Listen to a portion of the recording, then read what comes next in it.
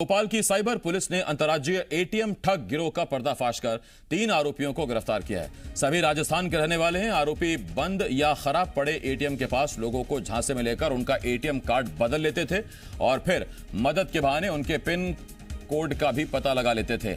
7 सितंबर को अनिल नाम के शख्स ने एटीएम कार्ड बदलकर 1.5 लाख रुपए निकाले जाने की शिकायत की थी, जिस पर जांच में जुटी पुलिस ने ताहिर, फिरोज और हनीफ नाम के तीनों आरोपियों को गिरफ्तार किया। आरोपी मध्य प्रदेश ही नहीं कई राज्यों में वारदात को अंजाम दे चुके हैं। करीब 3 साल में उन्होंने 50 से 60 लोगों को अपना निशाना बनाया है। आरोपियों के पास से 3 मोबाइल फोन, 3 आधार कार्ड, 61 एटीएम कार्ड और 2 बाइक जब्त की हैं।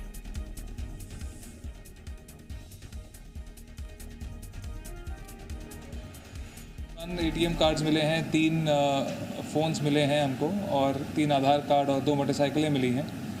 एटीएम कार्ड्स ये यूजुअली जो जेब कतरे होते हैं इनके एरिया के, उनके पास से ख़रीदते हैं और जो मेन इनका सोर्स तो यही है कि जो इस तरह के क्रिमिनल एलिमेंट्स होते हैं जो चुराते हैं या जो चोरी में इन्वॉल्व होते हैं उनके पास से एटीएम्स खरीदते हैं।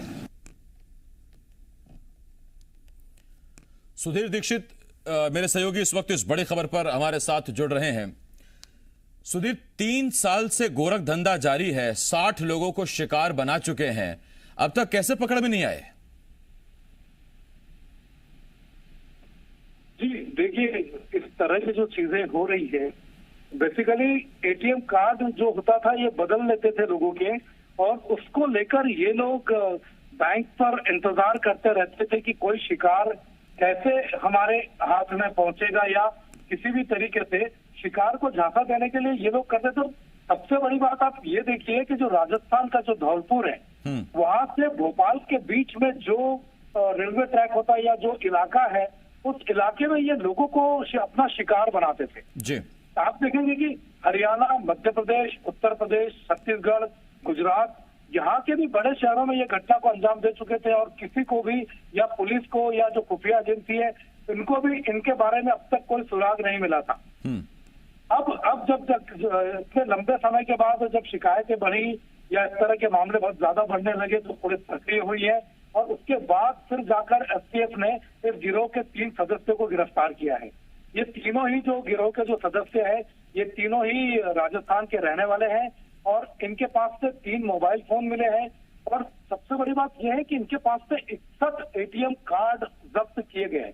61 एटीएम कार्ड इनके पास जब्त किए गए हैं, 2 मोटरसाइकिल इनके पास मिली है, 3 आधार कार्ड मिले हैं और इसको लेकर पुलिस ने काफी बहुत लंबा अभियान चलाया था। ये खास तौर से इनका जो शिकार की अगर हम बात करें कि एटीएम पर किस तरीके से ये जाके लोगों को शिकार बनाते थे, तो खास तौर पर इनके निशाने पे जो एटीएम पर आने वाले अकेले बुजुर्ग होते हैं या अकेली जो महिलाएं होती हैं वो इनके निशाने पर होते थे और कम से कम पिछले 3 साल में ये अब तक कम से कम 500 लोगों को अपने जाल में फंसा चुके हैं। तो उससे बात ये थी कि इनका जो काम करने का तरीका था वो बड़ा चौंकाने वाला इलाका था। बहुत धन्यवाद आपका सुधीर इस तमाम जानकारी के लिए। सुधीर दीक्षित मेरे सहयोगी इस वक्त इस बड़ी खबर पर अपडेट कर रहे थे, जानकारी दे रहे थे। भोपाल से बड़ी खबर है, जहां उपचुनावों के लिए बीजेपी के स्टार प्रचारकों की लिस्ट जारी हो गई है। बीजेपी के स्टार प्रचारकों की लिस्ट में 20 नाम हैं। कल कांग्रेस के स्टार प्रचारकों की लिस्ट भी जारी हुई थी जिसमें 20 नाम थे। बीजेपी के 20 नामों में सीएम शिवराज, वीडी शर्मा, कैलाश विजयवर्गीय, उमा भारती स्टार प्रचारक रहेंगे। इसके अलावा प्रदेश प्रभारी मुरलीधर राव, राष्ट्रीय संगठन महामंत्री शिव प्रकाश भी इस लिस्ट में शामिल हैं। केंद्रीय मंत्री नरेंद्र सिंह तोमर और प्रहलाद पटेल को भी स्टार प्रचारक बनाया गया है। तो बीजेपी और कांग्रेस दोनों की तरफ से चुनाव आयोग को अपने अपने स्टार प्रचारकों की लिस्ट दे दी गई है। कल कांग्रेस ने भी जो अपनी लिस्ट दी थी उसमें 20 नाम थे और आज बीजेपी ने जो चुनाव आयोग को अपनी लिस्ट थमाई है उसमें 20 नाम है शिवराज सिंह समेत। इस वक्त वासु चौरे जी मीडिया संवाददाता हमारे साथ जुड़ रहे हैं। वासु, कौन कौन है इस स्टार लिस्ट में? बिल्कुल आसिफ, देखिए कल जो दोनों ही दल हैं बीजेपी और कांग्रेस, उन्होंने अपने अपने नामांकन जारी कर दिए हैं और अब तेजी से मध्य प्रदेश में जो चुनाव अभियान की शुरुआत है वो हो चुकी है। कांग्रेस ने पहले ही अपने स्टार प्रचारकों की सूची जारी कर दी थी, वहीं बीजेपी की सूची आ गई है। इसमें मुख्य रूप से मध्य प्रदेश से जो केंद्रीय में मंत्री हैं और मध्य प्रदेश भाजपा के बड़े नेता हैं वो तमाम नाम इसमें शामिल किए गए हैं, चाहे वो धर्मेंद्र प्रधान हो, फग्गन सिंह कुलस्ते हो, इसके अलावा जो नरेंद्र सिंह तोमर का नाम है, कैलाश विजयवर्गीय, धर्मेंद्र प्रधान, उमा भारती, प्रहलाद पटेल, और जो प्रदेश सरकार के अगर मंत्रियों की बात की जाए तो गोपाल भार्गव का नाम इसमें है, पूर्व बीजेपी के प्रदेश अध्यक्ष राकेश सिंह का नाम है, और संगठन के जो बड़े लीडर हैं बीजेपी के, चाहे प्रदेश अध्यक्ष विष्णुदत्त शर्मा हो, शिव प्रकाश हो, प्रदेश प्रभारी मुरलीधर राव हो, इन तमाम नेताओं को बीजेपी चुनाव प्रचार अभियान के दौरान जो है चुनावी रण में उतारने जा रही है। और सबसे बड़ा फेज जो बीजेपी के होंगे, मुख्यमंत्री शिवराज सिंह चौहान जो लीड करेंगे इस पूरे कैंपेन को, तमाम जगह पे, तमाम विधानसभा क्षेत्रों में, चुनावी क्षेत्रों में उनकी 6 से 7 जो सभाएं हैं वो निर्धारित कर दी गई हैं। तो बीजेपी की जो इलेक्शन कैंपेनर की लिस्ट सामने आई है, उसमें सीधे तौर पर देखा जा सकता है आसिफ की जो तमाम राजनीतिक और सामाजिक और जातीय समीकरण है उनको साधने की बीजेपी ने कोशिश की है, और जो नेता हैं जो अलग अलग वर्गों से आते हैं, बीजेपी की कोशिश है कि उन सभी वर्गों का, सभी तबकों का जो वोट बैंक है वो पार्टी के साथ जोड़ा जाए। बहुत धन्यवाद आपका वासु, तमाम जानकारी के लिए। वासु चौरे, जी मीडिया संवाददाता, भोपाल से इस वक्त इस बड़ी खबर पर हमारे साथ जुड़े हुए हैं। तो कांग्रेस के बाद अब बीजेपी ने भी चुनाव आयोग को अपने स्टार कैंपेनर की लिस्ट सौंप दी है, स्टार प्रचारकों के लिए सौंप दी है, और ये कार्रवाई है, ये एक औपचारिकता है जो करनी पड़ती है। आपको बताना पड़ता है कि कौन कौन से आपके स्टार प्रचारक हैं, क्योंकि प्रदेश में चुनाव के दौरान आने, रैली करने और उन सब के लिए चुनाव आयोग जानकारी मांगता है, और इसीलिए स्टार प्रचारकों की लिस्ट देनी पड़ती है। कल कांग्रेस ने अपने 20 नामों की लिस्ट दे दी थी, जिसमें मुकुल वासनिक, कमलनाथ, जीतू पटवारी, पीसी शर्मा, ये तमाम लोग शामिल थे। और आज बीजेपी ने भी अपनी 20 नामों वाली स्टार कैंपेनर की लिस्ट चुनाव आयोग को थमा दी है। उधर छतरपुर में एक युवक के साथ मारपीट का वीडियो सोशल मीडिया पर वायरल हो रहा है, जिसमें 4 लोग मिलकर दीपक नाम के शख्स की पिटाई कर रहे हैं। बताया जा रहा है कि कंजरपुर गांव का रहने वाला दीपक किसी काम से चंदला आया था, जहां पुराने विवाद में कुछ लोगों ने उसे पकड़ लिया और फिर जमकर पिटाई की। वहीं पीड़ित की शिकायत पर पुलिस ने 4 लोगों के खिलाफ मामला दर्ज कर लिया है और जांच में जुट गई है।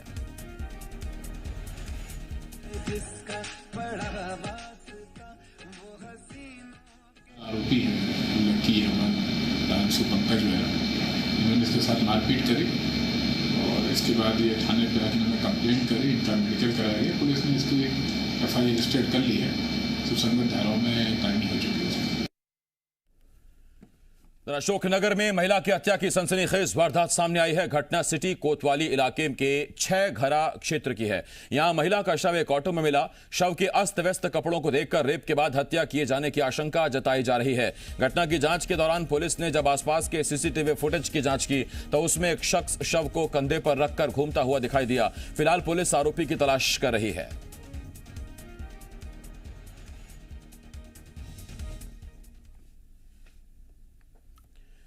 गुजरात की राजधानी गांधीनगर में 11 महीने का बच्चा लावारिस हालत में मिला है। यह बच्चा गांधीनगर के पेथापुर में स्थित स्वामी नारायण मंदिर की गौशाला के बाहर मिला। शुक्रवार रात करीब 9 बजे अज्ञात शख्स बच्चे को गौशाला के बाहर छोड़कर फरार हो गया। यह पूरी घटना CCTV में कैद हुई। फिलहाल पुलिस मामले की जांच कर रही है। बच्चे के माता पिता को ढूंढने के लिए 10 से ज्यादा टीमें तैयार कर दी गई हैं। और देखिए, बड़ा प्यारा सा मासूम सा बच्चा है, ये छोटा सा बच्चा, और देखिए आप, इतना सुंदर बच्चा, इसके माता पिता इस बच्चे को छोड़कर चले गए। ये बच्चा गांधीनगर में एक गौशाला के बाहर मिला है। शुक्रवार रात करीब 9 बजे, यानी कि कल रात करीब 9 बजे इस बच्चे को गौशाला के बाहर इसके माता पिता छोड़कर चले गए। और आप देखिए इस बच्चे की मासूमियत देखिए, इस बच्चे का चेहरा देखिए, जिसे कोई भी देखकर पालना चाहेगा, अपना बनाना चाहेगा, लेकिन इसके खुद के माता पिता इसे छोड़कर चले गए। CCTV में यह घटना कैद हुई है। पुलिस की 10 टीमें इस बच्चे के माता पिता को ढूंढने में लगी हुई हैं। और जैसे इस बच्चे की तस्वीर आपने भी देखी होगी, आपके मन में भी आएगा कि इतना प्यारा बच्चा कौन छोड़ सकता है। माता पिता छोड़कर चले गए हैं गौशाला के बाहर। और सबसे बड़ी बात यह है कि अगर बच्चा छोड़ना ही था तो किसी थाने के बाहर, अस्पताल के बाहर, या किसी अनाथ आश्रम के बाहर बच्चा छोड़ा जा सकता था।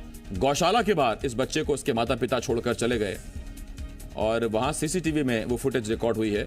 अब पुलिस उसी फुटेज के आधार पर बच्चे के माता पिता को ढूंढने की कोशिश कर रही हैं, और अगर बच्चे के माता पिता मिलते हैं तो उन्हें सुपुर्द किया जाएगा और ये कोशिश की जाएगी कि उनसे पूछा जाए कि आखिर ऐसे क्या हालात बने कि उन्हें अपना बच्चा छोड़ना पड़ा, और क्या उसमें प्रशासन उनकी कोई मदद कर सकता है। मध्य प्रदेश में एंटी माफिया की तर्ज पर पुलिस और जिला प्रशासन की कार्रवाई जारी है। इसके तहत जबलपुर में हिस्ट्री शीटर बदमाश समेत 11 लोगों के खिलाफ कार्रवाई की गई है।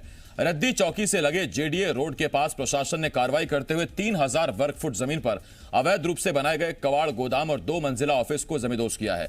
प्रशासन ने कार्रवाई कर कुल 19,000 वर्ग फुट जमीन, जिसकी कीमत 5 करोड़ 70 लाख है, उसे बदमाशों और भू माफिया से मुक्त कराया। कार्रवाई में विवाद की स्थिति को देखते हुए भारी पुलिस बल मौके पर तैनात किया गया। आपको बता दें कि हिस्ट्री शीटर आरोपी के खिलाफ 13 आपराधिक मामले दर्ज हैं।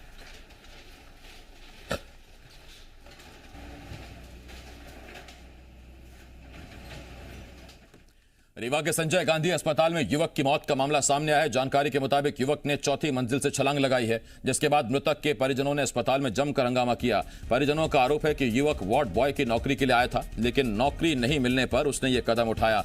मृतक अस्पताल के सफाई कर्मी का भाई बताया जा रहा है। पुलिस पूरे मामले की जांच कर रही है।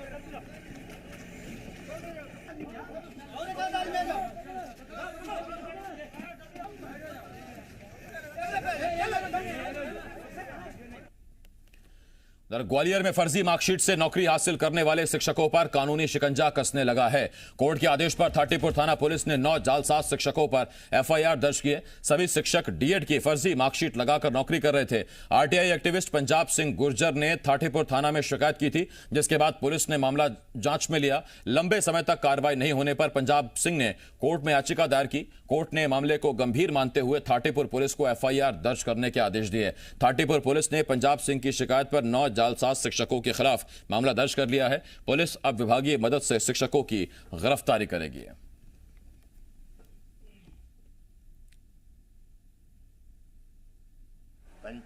जिला पंचायत कार्यालय जो थाटीपुर में स्थित है, वहाँ पे फर्जी जो है अपनी मार्कशीट के आधार पर जो है 9 शिक्षक की नियुक्ति हुई है और वो लगातार जो है सर्विस कर रहे हैं। उसने पंजाब सिंह गुर्जर ने माननीय न्यायालय में धारा 200 के तहत परिवाद लगाया था। 156(3) में न्यायालय ने एफआईआर का आदेश किया था, जो एफआईआर कर ली गई। ग्वालियर में सम्राट मिहिर भोज की प्रतिमा को लेकर विवाद थमने का नाम नहीं ले रहा है। राजा मिहिर भोज को गुर्जर और क्षत्रिय अपने समाज का बता रहे हैं। इसी को लेकर कई बार टकराव के हालात बन चुके हैं। अब मामले को लेकर जिला कोर्ट में एक याचिका दायर की गई है, जिसमें विवाद के लिए नगर निगम अधिकारियों को दोषी बताया गया है। याचिका में कहा गया है कि 2015 में जब सम्राट मिहिर भोज की प्रतिमा स्थापित की गई थी, तब उस शब्द का इस्तेमाल नहीं किया गया था, जिसको लेकर बवाल मचा हुआ है। बाद में नगर निगम के अधिकारियों कर्मचारियों ने राजा मिहिर भोज की पट्टिका के साथ शब्द जोड़ दिया, जिसकी वजह से ग्वालियर ही नहीं देश भर में कई जगह टकराव की स्थिति बनी।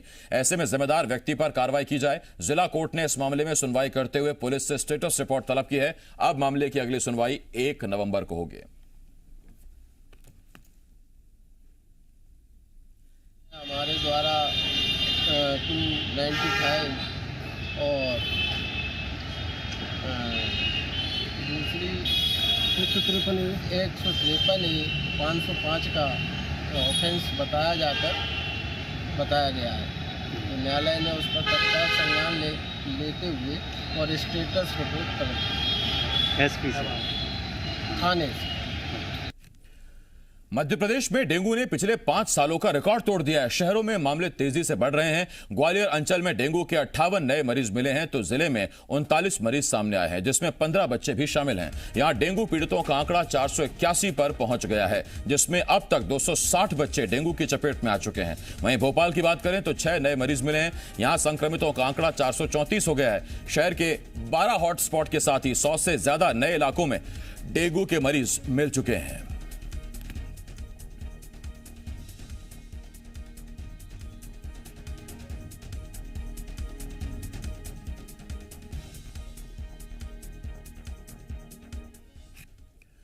खबर ग्वालियर से है, जहां त्योहारी सीजन शुरू होते ही मिलावटखोर भी सक्रिय हो गए हैं, तो प्रशासन भी अलर्ट है। यही वजह है कि जिला प्रशासन और जीआरपी ने 15 क्विंटल मावा और 7 क्विंटल पनीर को जब्त किया है। 2 आरोपियों को भी गिरफ्तार किया गया है। जब्त मावा और पनीर के सैंपल जांच के लिए भेज दिए गए हैं। ये रेलवे के जरिए दूसरे शहरों में नकली मावा पनीर भेजने की तैयारी थी, जो जीआरपी ने पकड़ ली है।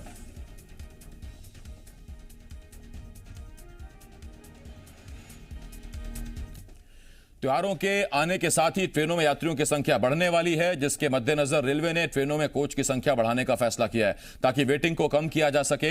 इंदौर से जोधपुर और जोधपुर से वापस इंदौर आने वाली ट्रेन में 2 अतिरिक्त कोच लगाए गए हैं। तो वहीं कोरोना संक्रमण कम होने के बाद रतलाम रेल मंडल से 40 से ज्यादा ट्रेनों का संचालन फिर से शुरू कर दिया गया है, जिसमें से इंदौर से 7 जोड़ी ट्रेनें चल रही हैं।